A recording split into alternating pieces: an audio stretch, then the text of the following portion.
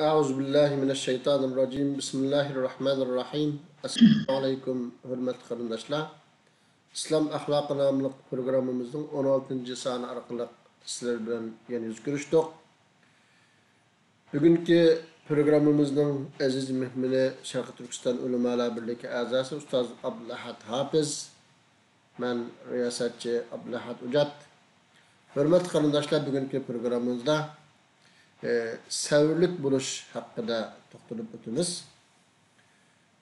Hürmetli ustaz aldı bilen programımızda vakit çıkarıp bu programımızda katlaşkanlık buluş için Allah razı olsun. Kızgın karış adımız. Rahmet, özledim, Allah razı olsun. Allah Teala bu programımızı başta özümüzge ve bu programı köygen barlık kardeşlerimize faydalı kılsın. Amin, amin. Ustaz, programımız ne? Başlasak bu birinci sual bilen başlayalım. Yani sevirlik buluş degen nime? Bu haqda kısaca düşünce bulup östüler. Bismillahirrahmanirrahim. Elhamdülillahi Rabbil alemin. Vel akibetu lil muttaqin ve salatu ve selamu ala seyyidina Muhammedin ve ala alihi ve ashabihi ecmain. Dünya hayatıda Hoş. kıldığan işlerimizin köpünce biz oylagandek bulmay kalıdı. Hem arkamda işinki bir vakti şart-şaraiti vardı. O şart-şarait toluklanmasa, vakti gelmese o iş bulmay kalıdı. Şunun için insanlar sevri kılışka, sevrican buluşka, aldıraksallık kılmaslıkka muhtaç olurdu. Şuna bizimki dinimizde Allah Teala Resulullah bizne hayatımızda kandak kılganda tekimi yaxşı yaşayalayımız, işlerimizne kandak kılganda muvaffakiyetlik elip baralayımız, yaxşı neticeler kolgu keltürelayımız muşu hakta sevri kılışka buyurgan. Hoş. Hamda bu sevri kılış deganning ki ma'nisiga kelsak, sevri kılış bu Arapça sözde lügat ma'nisi özünü tutib olish degan bo'ladi. Bunu Arapçada habs-ı nafs deydi, hamda özünü tutib olish. Şeriat istilahidagi ma'nisi bunday keng doiralik. Masalan, aql ve şeriatning taqozzosiga uygun iş kılış. Hem şeriatimizge uygun hem aklımızga maddi şaraitka uygun iş kılış. Bir başımızga bir kıyınçılık bir kase bah urup şikayet kılıp gitmeslik. Allah'ın kaptırıp sevri kılış.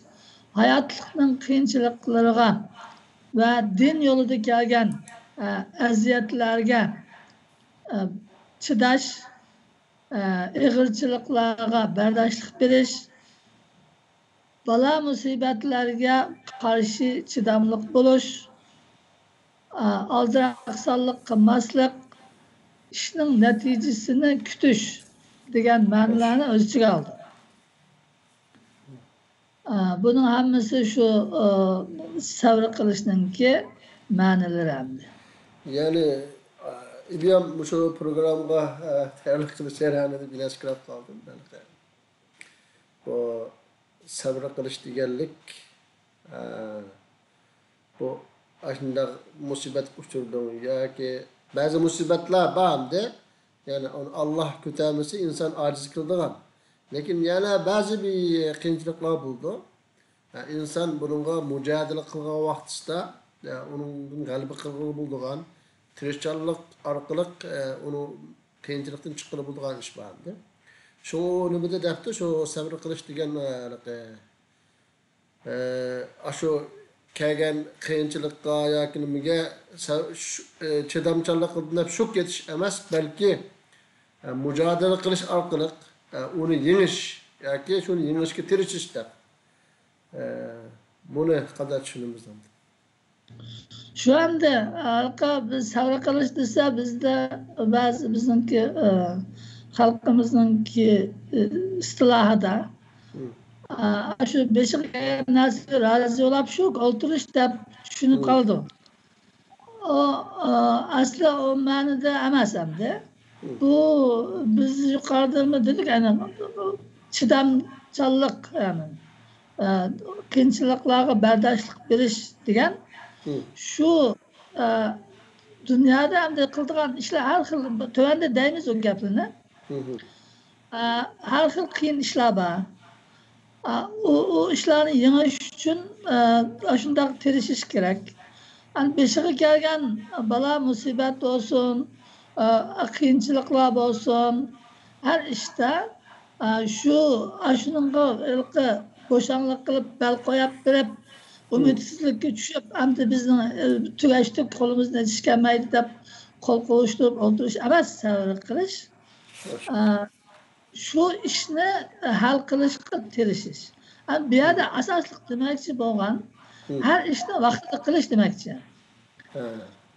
Masalan, bu dehqon yerga bug'doyni teridi. Bu bug'doyni yaxshi suv berib, o'tab, parvarish qilgandan keyin bu bir necha oydan keyin ham pishib yediradi. Shu bir necha oygacha savr qilib ishlash kerak degan gap. Eğer savr qilmay uni burun pishmadi deb achchiqlab tashlasak, u barqaror bo'lib ketadi. Sabrsizlik degan insonni pushaymonga olib boradi. Bu yerdagi Alloh taolaning bizga buyurgan, Rasulullohning bizga buyurgan savr qilish asosli chidamliq bo'lish. Ya'ni beshiga kelgan qiyinchiliklarga mag'lub bo'lmaslik. İşleş bu asas. Amdalıkka beşimizga mesela ulug' tuqqanlarimiz o'lib qoladi yoki bir ziyon zahmat yetib qoladi masalan. Bunday ishlarga kelgan chog'da voy deb ahpah urib, voy men Xudoyimga nima qilgan, mening beshimga shunday xafalik keldi demasdan, bu Alloh taolaning taqdiri, Allohning gapti deb savr qilish. Onun o şu nimaga şu yuragimizga kelgan nima deymiz hamda yuragimiz etishdi deymiz-ku hamda bir musibat kelsa. Yuragim og'ridi deymiz, yuragimiz etishdi. Shuningga chidash yani. Degan gap. Yani hadisdagi as-sabru inda sadamatul ula degan o'xshash yani. Ondan keyin biz tuvanda bu savr qilishga tegishli ishlar degan ya bor. Ya'da deymiz ham bu gapni. İnşallah. Ustoz, Allah razı olsun. Unda da bu savrimizdeki dinimizdeki ehemmiyeti nima? Bu haqda qisqacha tushunib bersangiz. Savr qilish hamda hamma odam musulmon bo'lsin, kafir bo'lsin, hamma odamda bor bir ish.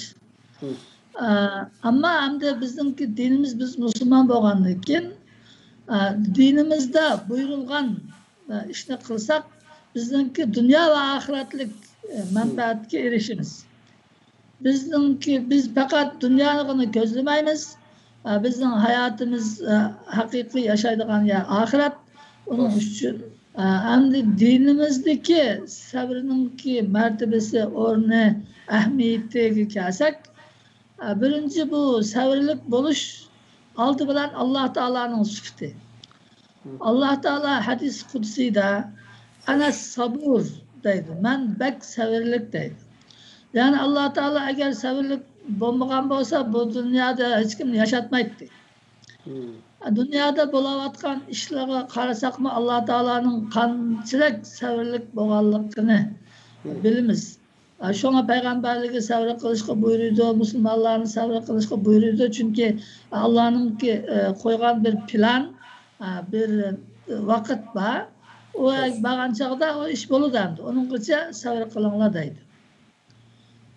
İkincisi hem de sabr qilish shundoq ahamiyatlik bo'lganligi uchun Qur'oni Karimda eng ko'p zikr qilingan axloq bo'lib 100dan oshidi. Sabr qilish to'g'riliq har xil shaklda kelgan oyatlar. Endi buning ichidan faqatla Rasululloh sallallohu alayhi vasallamga sabr qilgan degan buyruq 19 yerda kelgan. Yani isbir kama sabara ulul azmi deydi bir oyatda. Xo'sh. Ulul azmi irodelik payg'ambarlar sabr qilgandek sen mi sabr qilgin deb. Yani Resulullah'a sabr qilgin degan oyat emir buyruq 19 yerda kelgan. Bütün musulmonlarga sabr qilinglar, isbiru degan buyruq 6 yerda kelgan. Ondan başqa as-sabiruna sabr qilguvchilar, sabr qilganga bunday mukofot deganga o'xshash har xil shaklda kelgan oyatlar 100dan oshadi. 104 o'rinda zikr qilingan debdi. Demak, shundoq sabr qilishning bizga shunchalik ehtiyojimiz bor ish bo'lg'achqa Alloh taolo shunchalik ko'p yerda buni zikr qilib bizga bunu öğretken. Üçüncüsü sabır qilish kishilarni ziyondan qutqizadi, ziyondan saqlanib qoladi. Onun uchun Alloh taolo sabr qilishga buyurdi. Masalan, Vel Asr surasida Vel Asr innal insana lafi husn. Yani bütün insanlar ziyonlikda deydi. Yani bu ziyonlikda emas kim? İllellezine amenu iman etkan ve amelus salihati yaxshi amal, yaxshi ish qilgan ve tavasav bil haqqi haqni amal qilib haqqa tavsiya qilgan ve tavasav bis sabr. Yani o'zini sabr qilib boshqalarning sabriga tavsiya qilgan. Yani onun uchun yine Resulullah sallallahu aleyhi ve sellem deydi: "Acaben li amril mu'min." Mu'minning ishiga men hayron. Xo'sh. Inna amrahu kulluhu hayrun lah. Yani onunki bütün işe onun için yaxşılık müminin. Ve leyse zalike li ahadin illa li mu'min. Bundak yaxşılık müminin başkasına tepilmaydı. O nima dese in asabethu sarra o şeker fekâne hayrallah. Eğer onun bir yaxşılık, bir xuşallık, bir galibe, bir menfaat yetse o Allah'tan geldi de Allah'a şükür kılsa onun için yaxşılık oldu. Çünkü Allah Teala şükür kılganda tekemecek biridir. Ve in asabethu darra'u sabbara fekâne hayrallah.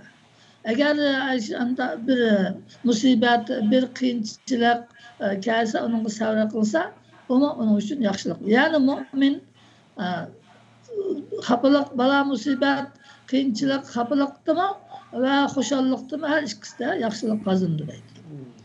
Dördüncüsü sabırlık buluş aldı bilen bütün peygamberlerin ki hususen bizim peygamberimiz Muhammed Aleyhisselam'ın ki en âli süpti, sahabe-i kiramlarının ki süpti, salih müminlerin ki süpti. Bu hakta hemmizde Kur'an-ı Kerim'de ayetler var. Yani bu programımızın vaktini kısa kılaylı da ayetlerini hem okusuna imkan yok. Beşincisi hem de sabrı bilen Allah Teala sabrı bilen namazını birlikte keltirdi. Onu birlikte keltirişinin ki hikmeti nima? Sabrı kılış xuddi namazga o'xshash muhim degan gap. Yani bir mü'minning hayotida namoz qanchalik muhim bo'lsa, sabr qilishmi shunchalik muhim. Shuna Alloh taolo o ikkisini birlikda keltirgan. Altıncısı hem de bu dinimizde, hayatımızda kıldıkan bütün işlerimiz hakikatte sabrıga bağlı. Sabrlık bo'lganda, chidamlik bo'lganda, shunday xafalıklarninki, qiyinchiliklarninki oldida yengilib ketmay, shu mustahkam turib ishlagan vaqtimizda o yaxshiliklarga qanaqa erishkili bo'ladi. Shuning uchun bizimki dinimizde savraga şunday buyurgan, savra kılış başında mühim işlemdi. Hoş ustoz. Allah razı olsun. Endi bu yukarıda savrininki dinimizdeki ehmiyeti hakkında program oldu. Bu savrinin hem bizlerge qanday faydası var, qanday faydalarını etkiledi. Onun faydasını bilen bu haqda kısaca söyleyeyim başlayalım. Hoş, hem de savra kılış mühimliğini bilgendik ki hem de savra kılsak qanday neticeye erişimiz, qanday faydalarını qo'lga keltirimiz desek bu haqda yine Kur'an-ı Kerim'de, yine hadis-i şeriflerde bu bizge bayan kılındı. Aldı bilen savra kılış Allah'ın takdirine iman keltirişimizdeki hakikatke çıkışı. Hoş. Yani biz imanın altı rükmü var. Hoş. Allah'a iman keltiriş, feriştelere iman keltiriş, kitaplara iman keltiriş, peygamberlere iman keltiriş, ahiret günüge iman keltiriş, hamma işnin yaxşılık, yamanlık hamma işninki Allah'ın takdiri bilen, Allah'ın belgilişi bilen bolduğanlığı işiniş. Yani bununla bir mümin işinişi gerek. Yani biz hakkında Müslümandan sorsak işini ben deyimiz hem de. Hoş. Ama şu imanımızı ameli hakikatke çıkıldığan, her iş Allah'ın takdiriyle oldu diye işelgen ikemiz, Hoş. şu peşimizde kelgen kıyınçılık olamdı, ya ki musibet olamdı, ya ki bizimki kılska işimiz olamdı, aldığan neticemiz olamdı, o neticeninki yaxşı olamdı, ya ki yaman olamdı, bu şey hepsi Allah'ın takdiriyle oldu da işiniz gerek boğan. Şu imanın hakikati, ameliyeti şu savra kılışı. Savra kılsak şu Allah Teala'nın takdirine rast işengen ekanligimizni ispatlagan bo'lamiz. Bu bir faydası. Yani imanımızningki hakikaten rast iman ekanligini ispatlash. İkinci faydası bu savra kılışninki Allah'a kulçuluk kılış, Allah'ın bendesi boğan, Allah'ın kulu boğan ibadet ve başka Allah Teala'ya itaat kılış, muşu savrilen hakikat çıkır. Şuna Allah Teala Kur'an-ı Kerim'de nümdeydi ve beşşiril muhbitin. Muhbit yani hakiki itaat kılıcı, itaatman kişiler. Bulara hoş haber bergin deydi Allah Teala. Kim o? Ellezine izâ zukirallahu vecilet kulubuhum. Hoş. O şundak kişiler ki Allah zikri kılınsa, Allah Teala'nın ismi tilgı elinsa, Allah Teala'nın celaledin, azametedin eyminip onların kalpleri titrep gidiyor. Hoş. Ve sabirine ala ma asabahum. Onun ikinci süpüte şu beşiği kelgen her türlü kıyınçılık olsun, bala musibet olsun, şunda işlerine savri kılgıçılar ola. Hakiki itaatmen bendir. Vel mukimis salat, namazını ada kılgıçılar. Ve mimma razaknahum munfikun ve biz onları bana rızıktın Allah yolunda çıkım kılgıçılar değil. Müşahede Allah Teala muhbitin, hakiki Allah'a itaatmen bendinin sübütüne nimdettilik aldı ve sabirine alama asabahum. Yani sabır beşik kelgen işlerine sabır kılgan. Bununki faydası cennet doludan. Allah Teala hakiki mümin, hakiki itaatmenlikimizni ispatlagan bolumuz. O ispatlagandan onunki mükafatı şunçak çoğun boludu. Üçüncü faydası rastçılık biz yukarıdaki bunu aldığında bu hakta program kıldık. Takvadarlık bu işimi savrılan hakikat çıkıyor. Yani yukarıda dedik ya imanımızdaki rastlıkı dep Şu Allah Teala Kur'an'da müminlerinki sübutini deyip kelep Sure Bakara'da sıfatlarını cugulgan bir ayet var. Ahirde nindaydı وَالصَّابِرِينَ فِي الْبَأْسَاءِ وَالدَّرَّاءِ وَحِينَ الْبَأْسِ beş ancak kıyınçılıkta, tarçılıkta, bala musibette, her xil kıyınçılık duç kelgen çağda sabır kılgıçılar. Ulaikellezine sadaku, hani şular rastçılar, şu Allah'a iman keltirişte Allah'ın bendisi, ben Allah'ın kulu degende hakiki rast sadık kişiler. Ve ulaike humul muttakun. Hakiki muttakiler hani şula deydi. Şu rastçılığımız, takvadarlığımız sabır kılış bilen oturup hakikatke çıkıp. Dördüncü paydası hidayet sabır bilen hakikatke çıkıp. Allah'ın ki hidayete erişiş Allah Teala dedi ve cealna minhum aimmeten yahduna bi emrina lemma sabaru ve kanu bi ayatina yuqin. Biz onların içinden şundak rehberlerini, yolbaşçılarını çıkardık. Olar bizdenki emrimiz bilen, bizdenki buyruğumuzga hidayet tapkan kişiler. And o hidayetini kandak taptı. Lemma sabaru, sabır kılgan vaxtıda. Olar sabır kılganlığı üçün Allah'ın hidayetine erişti. Allah'ın hidayetine erişip hak yolunu tepip doğru yolda hakiki bilimlik kişiler bolgandan keyin aimme yani rehber başka Müslümanlara, müminlere rehber boldu. Ular kimler bular? Peygamberler, peygamberlerin varisleri, alimler, sahabe-i kiramlar şular. Beşinci paydası sabrı kılış rahmetine eriştirdi. Şuna Allah Teala o Sure Bakara'da yine biz insanlarını her xil kıyınçılıklar bilen, her xil işler bilen sınayımız degenden keyin ayetning oxirida ve beşşiri sabirin sabr kılgıçılarga hoş haber bergin. Ular qanday qiladi? Allazina iza asabatuhum musibe, ularning beshiga bir musibet kelsa, qalu inna lillahi ve inna ilayhi raciun. Ular beshiga musibet kelganda, voy beshimga nimishqa bu keldi, ah vah demasdan, biz Allah'ınki mülki ve yine Allah tarafı qaytimiz. Bu işler hammasi Allah'ın takdirlari bo'ldi deb onunla sabr qiladi. Ularninki neticesinin bo'ldi, o sabrning neticesi ulaike alayhim salavatun min rabbihim ve rahmeh ve ulaike humul muhtadun.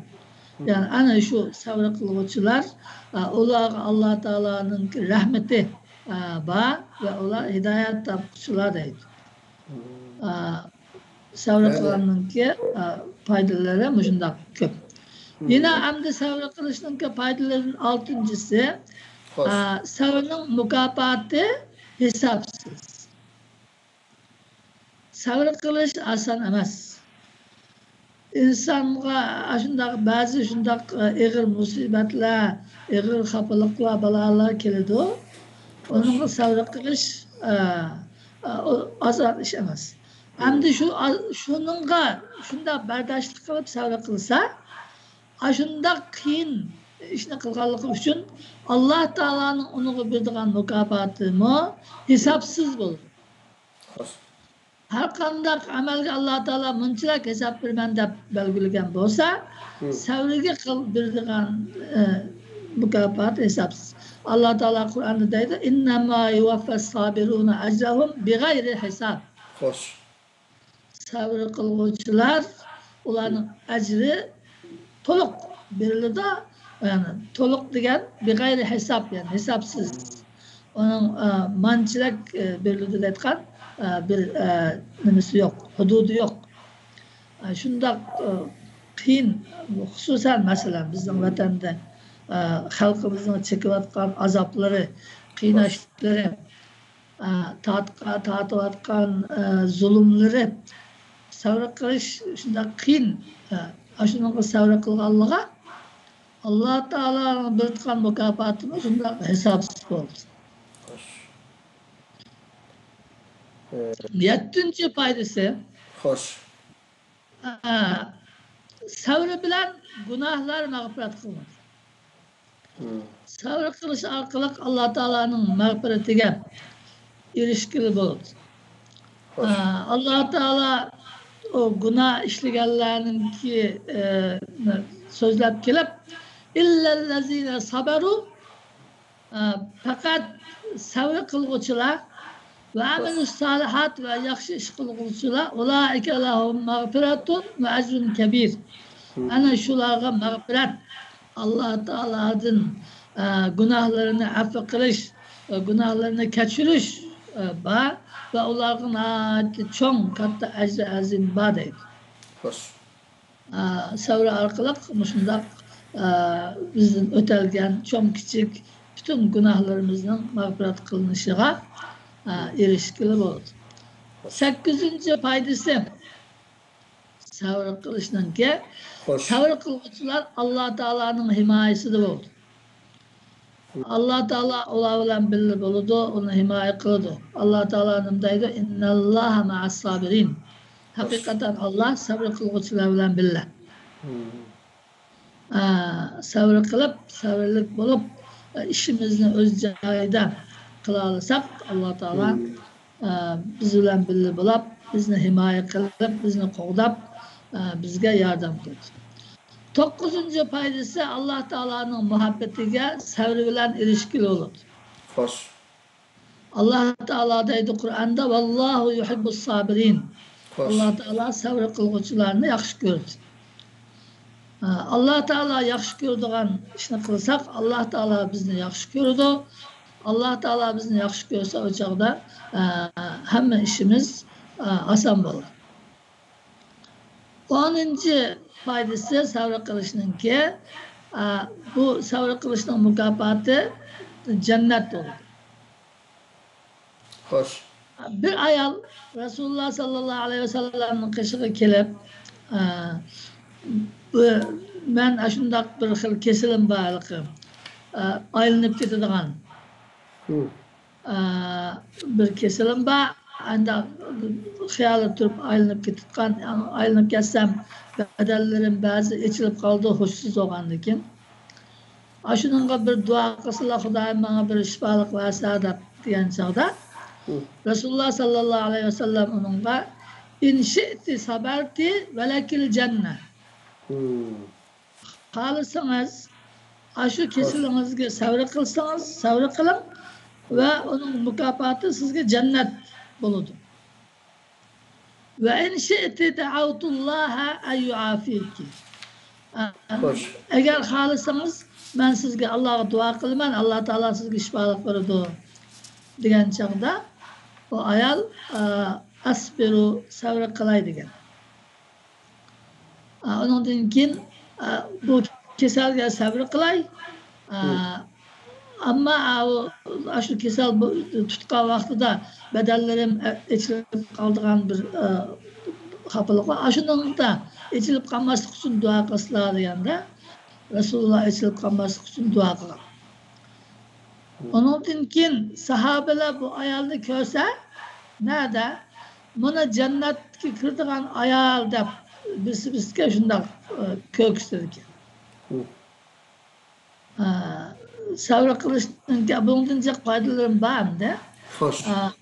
Shu 10 dona foydasi bilan inshaalloh kifoya qiladi. Allah razı olsun ustaz.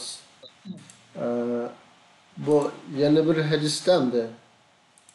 Peygamber Aleyhisselam insanga Allah Teala tarafından bilgen narseninki en yani yaxşısı, en kamilisi sabrı deb kelimdi.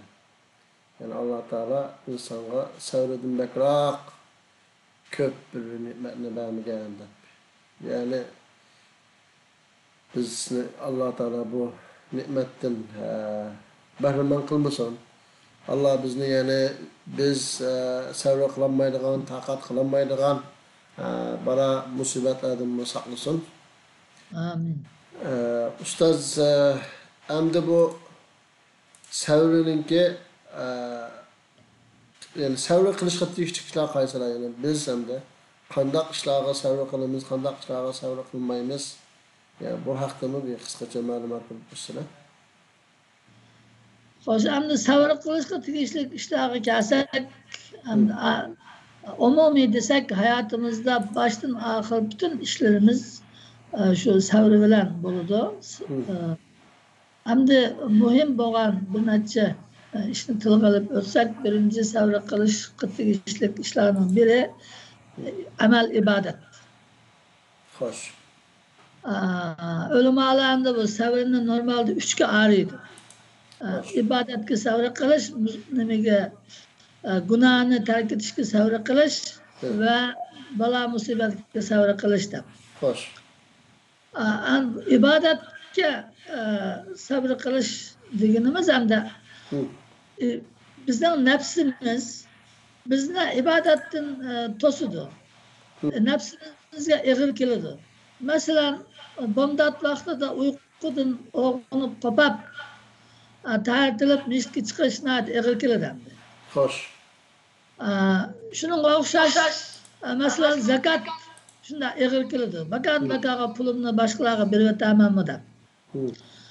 Masalan o zakat 40 bir deganimiz bilan azroq puli shu odamga azroq kelgan bilan million zakat qilgan odamlar bor. Necha yuz ming pulni, million pulni bergisi kelmaydi endi. Xo'sh. Bu shundoq ishlar, buning o'xshash mesela Alloh yo'lida jihad qilish, undan boshqa o ibodatlar bu ishlarni qila olish uchun savrchan bo'lish kerak. Xo'sh. Şuna birinci ibadatki savr qilish. Şuna Allah Teala Kur'an'da Rabbus semavati vel ard ve ma beynehuma ta'budhu vestabir li ibadetihi. Yani Allah Teala bütün asmanlarının ve ziminden ve o asman ziminin arasındaki barlık mahlukatlarının ki Rabbi. Onda oğanlıkin sen aşu Rabbimge ibadet kılgan vestabir li ibadeti, onun ibadetiga savr qilgan. Savr qilganda ibodatni davomlashtirib bo'ladi. Bo'lmasa bir qatim qilib, ikki qatim qilib to'xtab qolgan gap. Bu birincisi bu. İkincisi ilim o'rganishga savr qilish kerak. Xo'sh. Bizning hayotımızda en kerakli, en muhim narsadan biri ilim. İlim bilen, bilim bilen her qanday ishni joyida qila olmaymiz. İbadetlerimizni to'g'ri qila olmaymiz. Dunyoviy ishlarni shu ishninki bilimini o'rgangan chaqda to'g'ri qila olmaymiz. Ammo bu ilim o'rganish uchun uzun vaqt qattiq sabr qilish kerak. Xo'sh. Sabr bilan o'rgangan chaqda andikin muvaffaqiyatli bo'lib ilim ehli doğulu olur. Üçüncüsü hepimiz bilgen beşimizde her türlü kıyınçılıkla bala musibetli kelse bununla savr kılış.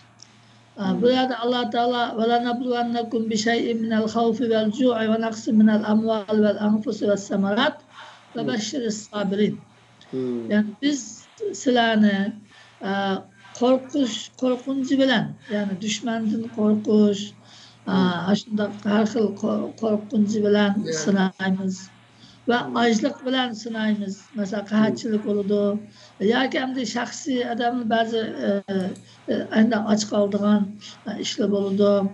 Ve naqsi minel amval, mal mülkninki kemip ketişiden bilen sınayımız. Nefslerninki, callarının kemişinden ata-ana balvaka oruq tuqqan ölüp gitişi bilen sınayımız. Ve semerat meyve, bir yerdeki meyve hem de açlık.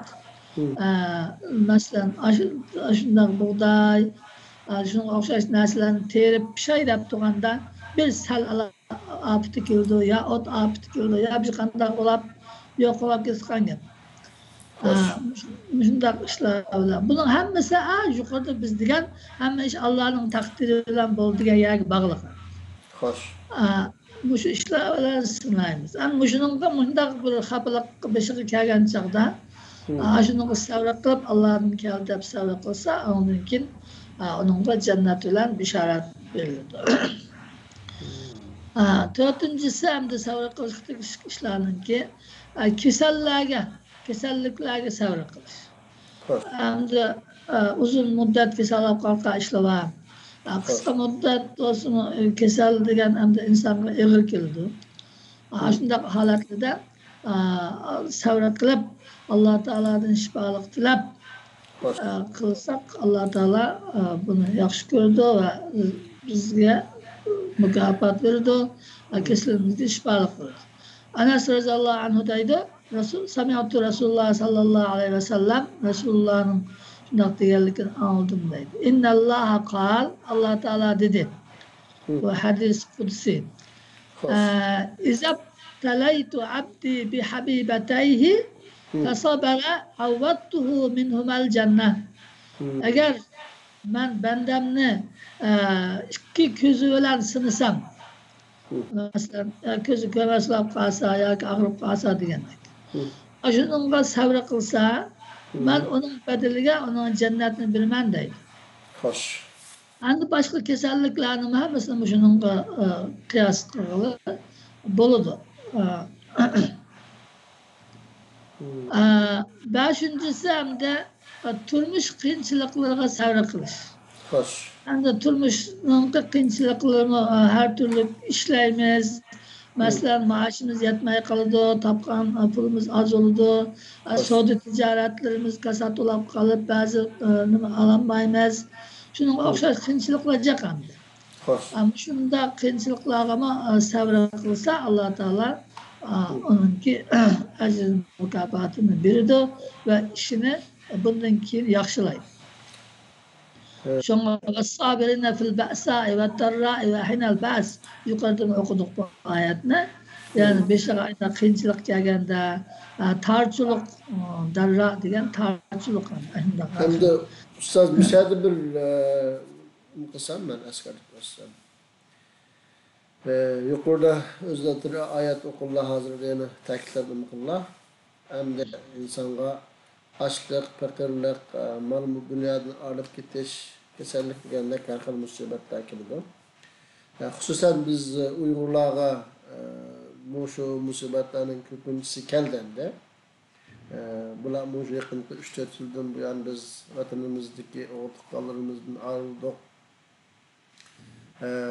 Yaqin yo'q, yosh ko'rganlarimizdan ayrildik. Aynı şekilde yani nurgun qarindoshlarimiz mal dünyasından ayrıldı. Yani hozir ham chet ellarda har xil qiyinchiliklarga duch kelib shundoq og'ir holatda yashayotgan birodarlarimiz, qarindoshlarimiz borda. Bularning nechtasi masalan eng boy vatanda boya turmushchilar hozir kelib xalqninki qo'lda ishlaydigan holatga qolib qoldi. Yani bir bölükler yani çıkma dünyasından ayrılıp normal halat küçük kaldı. Bazılar şu ata-anasından unutub kaldı, ayrılıp yalnız bir yerde kalıp kaldı. Pek ağır bir musibet hem de bunu tasavvur yani söz bu dep östekçi hem de. Hem de bu şu qarindoshlarga sizlar qisqacha nimani tavsiya qiladi? 1 minut, 2 minutlik nimada bunun alohida bir qistirib o'tsalar. Nima deyman? Endi ichida umumiy qilib deb o'tlamdi, ammo yani shundoq insonlar qanday sabr qilish kerak, nima qilish kerak? Buni bir bayon qilasizlar. Endi yuqorida degandek bu beshimizga kelgan bu qiyinchiliklar, musibatlar hammasi yine Allah'ın takdiri bilan bo'lgan ishlar. Allah Teala'nınki bu işlerden bir hikmeti bor. Biz onu bilip bulamayız. Lekin dunyoda hech qanday ish Allah'ınki irodasisiz bo'lmaydiganligi ishonamiz. Yuqorida degandek sabr qilish oson ish emas. Lekin hamda sabr qilmay çaremi yok.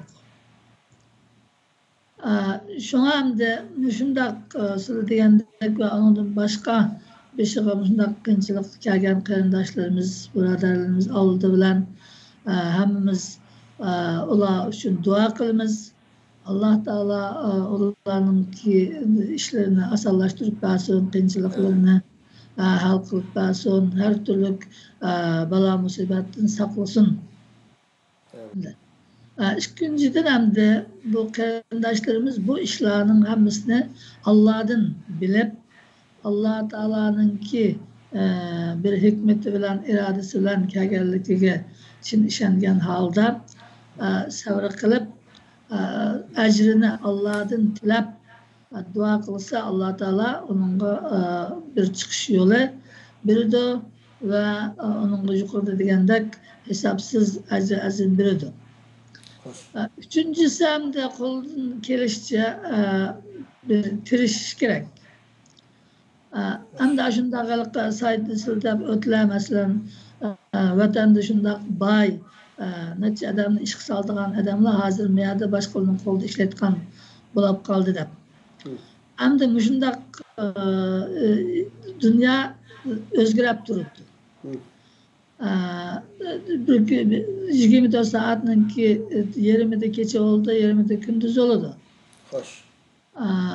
Şuna müşundaq ahvaldımı ben müşundaq çoğun adamdım, müşundaq halkın işqi altkan adamdım, emdi ben özüm işçi olap kaldım da hap olap ketmestin. Bunun gibi şükredip Allah Teala'ya şükür kılıp Yani Allah Teala onundan bekrak çoğun musibet vermegenligi üçün şükür kılıp onu saklaş silah ekanligini itiraf kılıp dua kılıp hem de özümüzden ötelgen bununki sebepleri, kemçilikleri boğan buluşu mümkün.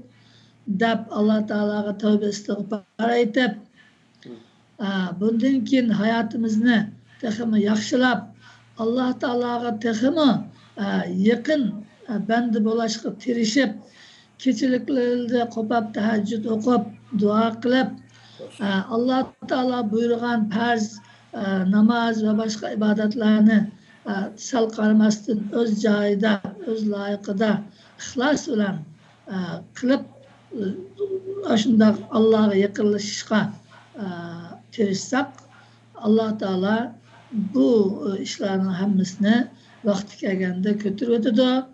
Bularni bizga yaxshilikqa o'rib beradi ve bundaq zulm bundaq her zaman devam qilmaydi. Bir neçe qanchalik vaqt bo'lganligini Allah o'zi biladi. Şuna bizimki qo'limizdan keladigan ishlar mushu, buni qilishimiz kerak. Rahmat Ustaz, Allah razı olsun. Gayet yaxshi tavsiyani barlar. Hamda bir yerde yine bu bala musibetlerge bir sabr qilish dedik. Hamda sabr qilishninki nimalarni da'vat etdik. Xo'sh. Hamda ishlar sabr qilgan ishlarni. Devam qilsak hamda yine başlıklarınki biz işlegandan keyin hamda eng kichik idoradan boshlab eng cho'ng davlat raisigacha bo'lgan boshliqlardan bizga kelgan ba'zi egizpas ko'nglimizga yoqmaydigan ishlarga sabr qilish. Bu hem o'zimizning hem xalqimizning hem vatanimizning manfaati uchun bu muhim.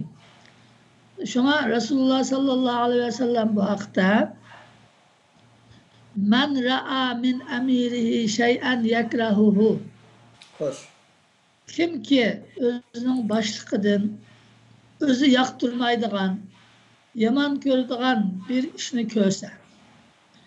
Yani bizni bir narsega buyursa yoki bizga berishga tegishli narsani bermadi masalan deganga o'xshash. Har xil buningki 100 ming xil shakllari bor. Xo'sh. Falyasbir alayhi, shunga sabr qilsa.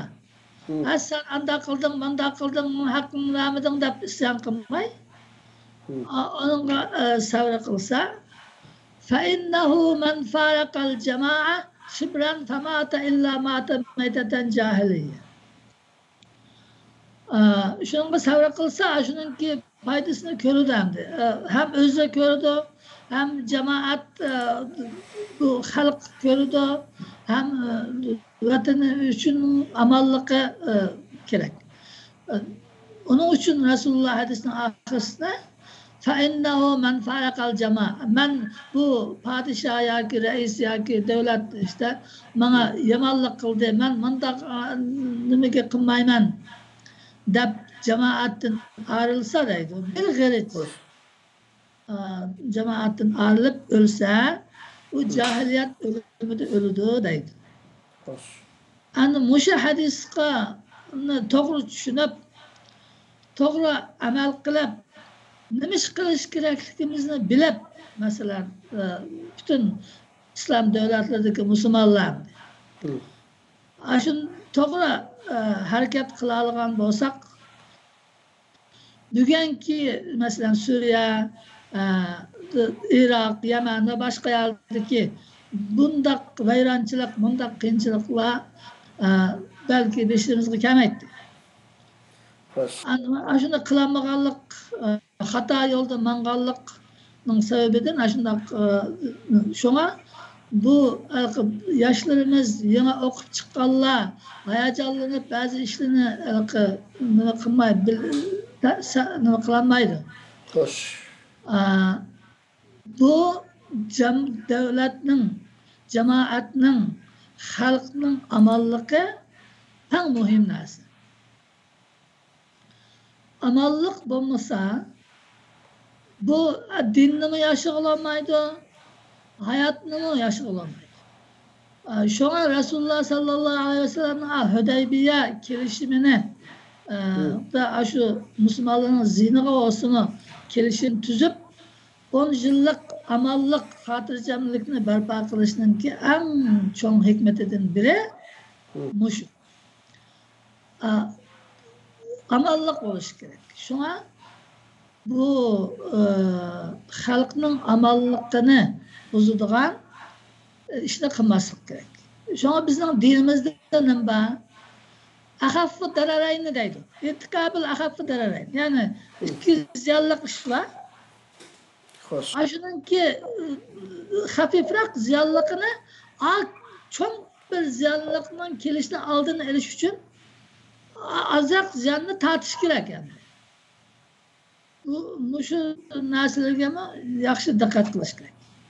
Hususen bizim Türkiye'deki, Avrupa'daki, başka yerdeki kırındaşlarımız bu şu özününki amallığını saklaydıgan işini kılış gerek. Amallığa dahil edilen işlerden saklanış lazım. Hoş. Bizim bulmasa özümüz otkutaşlarımız, özümüzün, balvakımızın, kırındaşlarımızın, milletimizin takdirini şunda yaman yere abır koymazdan da ilgiz bas işler. Şu an bunda işlere savra kılış lazım. İsyankarlık kılmaslık gerek. Yettincisi bu savra kılış değişik işlerinin ki cem meydanında yani düşmanlarla uğraşkanda askerler aşağıda savrılık buluş lazım. Savrılık buluş degenleme çıdamlık buluş. Olık düşmandan gelgen düşman güçlükken ya ki mesela bize oktu gibi gitti ya diyen okşaş bunlar olursa yenilmezlik lazım. Şu müstahkem duruş, kayıtmazlık, çıdamlık buluş bu sabır. Şuna Allah Teala Bedir uğruşu, Bedir gazeti hakkında ne deydi? İn tasbiru eğer sabır kılsanlar şu cemde ve tattaku ve Allah'tan korksanlar ve ya'tukum min fawrikum haza yumditkum rabbukum bi 5,000 minel melaike. Eğer şu düşman çıkken bizning kuchimiz azkan deb bel qo'yatmay, biz Allah uchun Allah'ın yolida bu jangga kiribdimiz. Mishada shu bütün kuchimiz bilan düşmanga qarshi urushish kerak deb urushsa, Allah Taala onun kuchining yetmagan yeriga shunday farishta tushirish orqali, düşmanning qalbiga qo'rqinch selish orqali har xil yo'llar bilan yordam qiladi. Sabr qilishdi ishlarning biri bu. 8-incisi bolalarni tarbiyalashda sabr qilish. Bola tarbiyalash oson emas.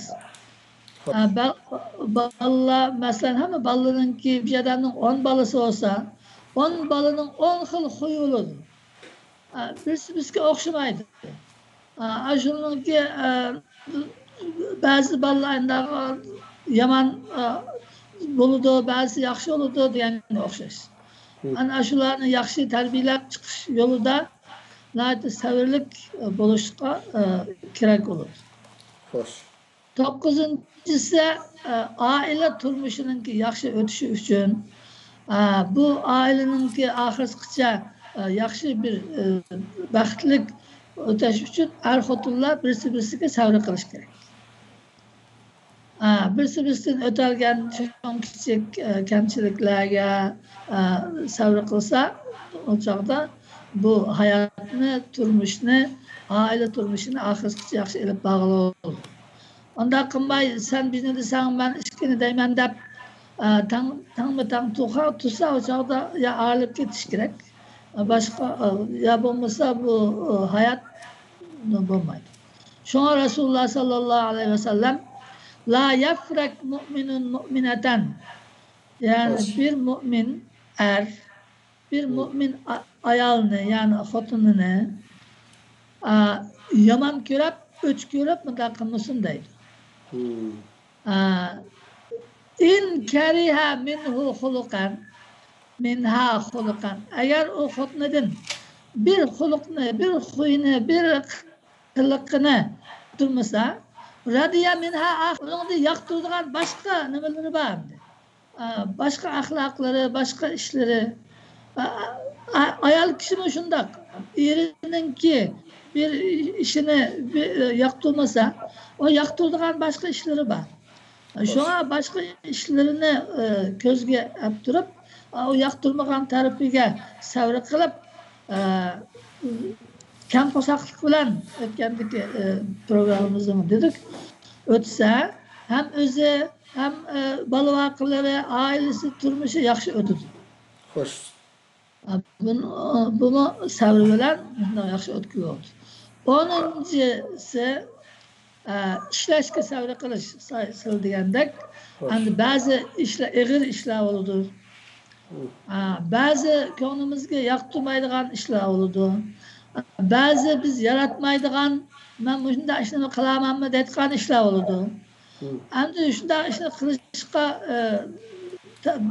kerak bo'lib qolganda bu ish sabr qilish kerak. Sabr qilib bu ishni qilsak, Alloh taolo onundan yaxshi bir natija chiqaradi, keyin bizning ishimiz o'ng'ishadi.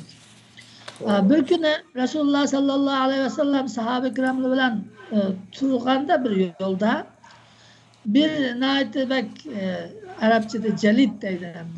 Bak kuchlik. Bunda qobil bir yigit nayt tiz o'tib ketibdi, uni oldi. O'tgandan keyin sahoba kiramlar kashki shu yigitninki Alloh yo'lida ish qilgan bo'lsa-chi, nega vatqanda mushliqada deb. Anda o'z arasida deyishdi.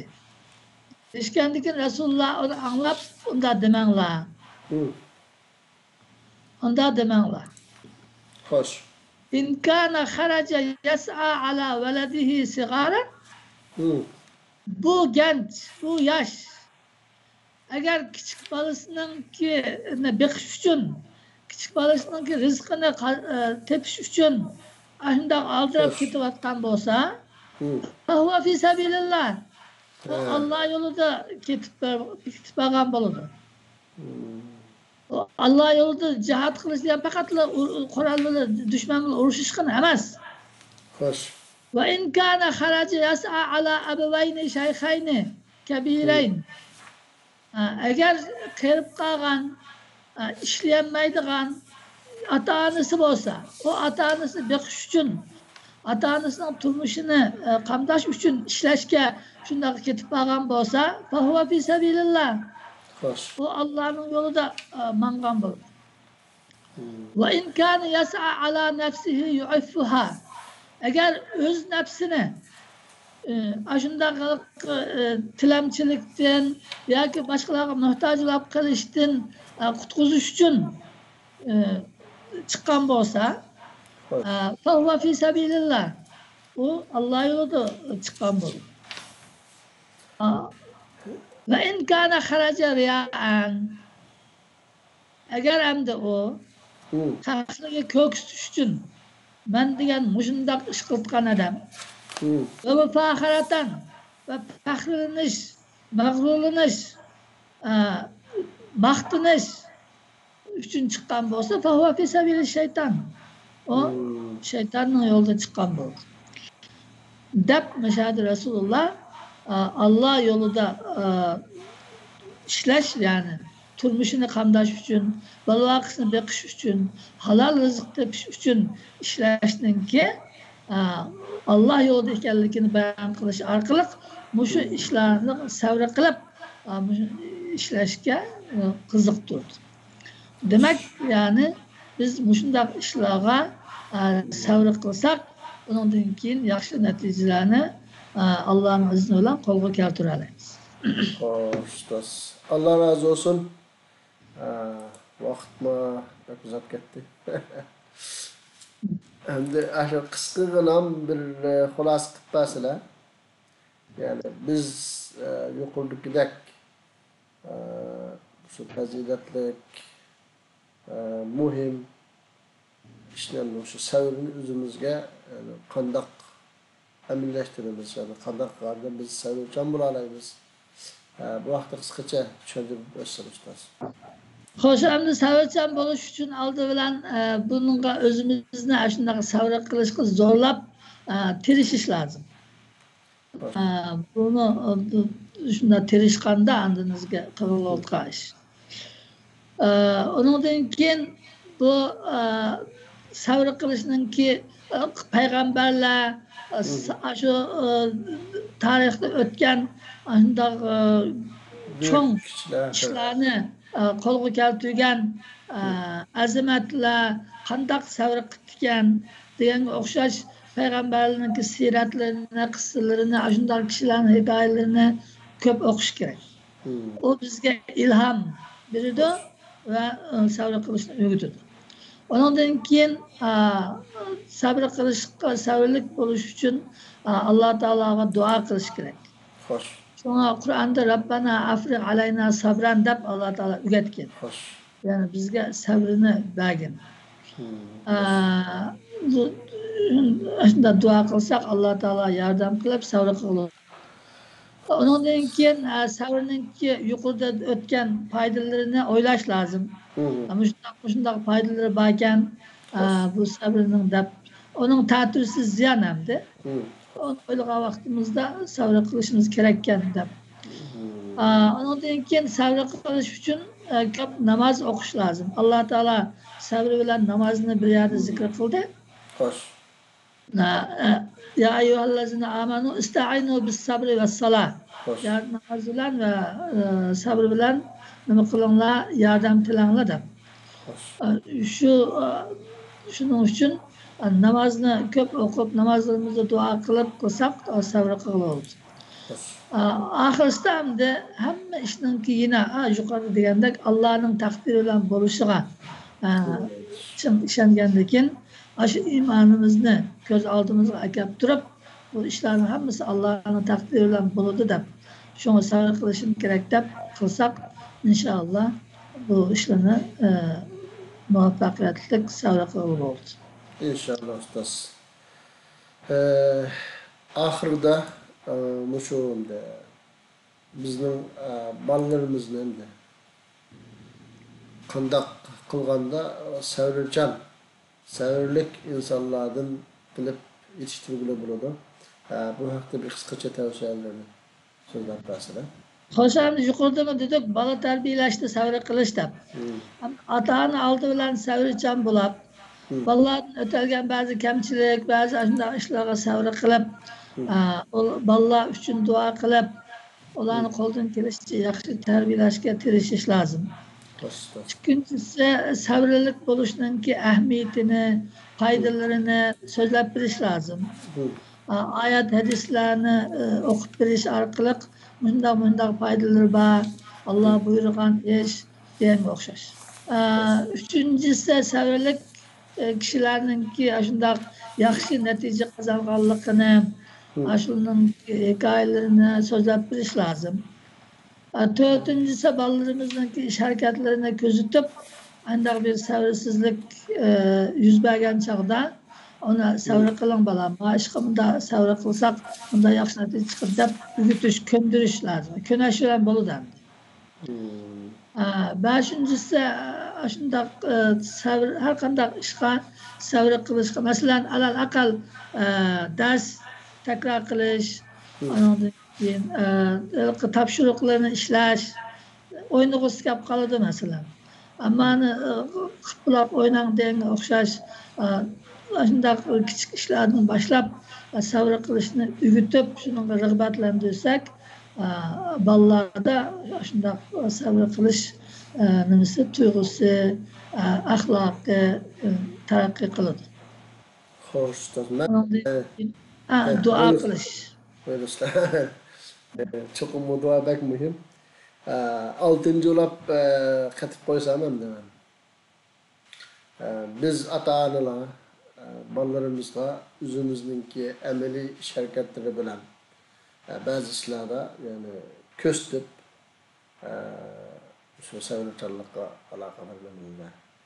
Shu bilan birga bizningki cho'ng dadimiz yoki urug' tuqqanlar ichida beshidan o'tgan shunday qiyinchiliklarga sabr qilib oxirida g'alabani qo'lga keltirgan kishilarimiz bo'lsa, uning hikoyasini so'zlab berish tarixini. Bu orqali yana bir nima qilib bo'ladi. Shuningki bir jumlasidan deb qarayman. Albatta.